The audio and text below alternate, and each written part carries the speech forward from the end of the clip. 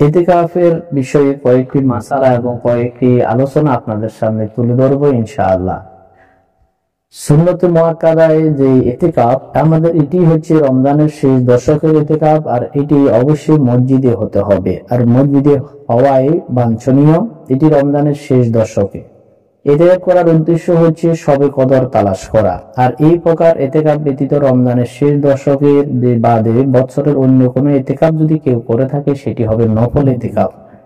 ইতিকাফের জন্য তিনটি বিষয় দরকার। প্রথমত হচ্ছে মসজিদ হইতে হবে, দ্বিতীয়ত হচ্ছে ইতিকাফের নিয়ত হইতে হবে, তৃতীয়ত হচ্ছে জানাবাত বা হাইজ নেফাস হইতে ফাঁক হইতে হবে। মহিলাদের ইতিকাফে বসিতে হইলে অবশ্যই তাদের মসজিদের বাইরে বসতে হবে এবং স্বামীর অনুমতি নিতে হবে। নিজ গৃহের নির্জন স্থানে ইতিকাফের একটি স্থান নির্ধারণ করতে হবে।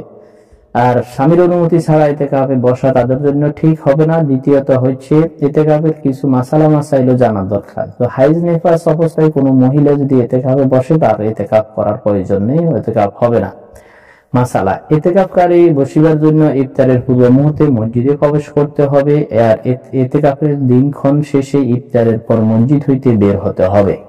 দ্বিতীয়ত হচ্ছে ইতিকাফে বসিবার সময় হইতেছে রমজানের শেষ 10 দিন, কমপক্ষে 1 দিন 1 রাত্রি, অত বেশির পক্ষে 10 দিন 10 রাত্রি। 3 দিন 5 দিন 7 দিনও ইতিকাফে বসা যায়। কমপক্ষে 3 দিন 3 রাত্রি বসা সুন্নতে মুআক্কাদা।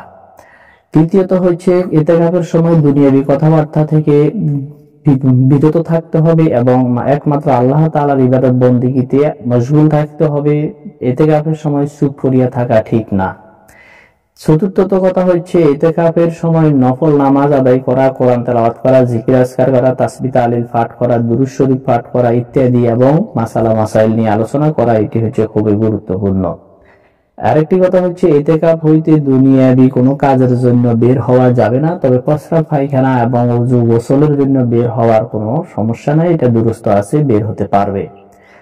দরকারি সময়টুকু চাইতে অযথা বেশি সময় বাইরে কাটানো ঠিক না, বাইরে কাটালে ইতিকাফ নষ্ট হয়ে যাবে।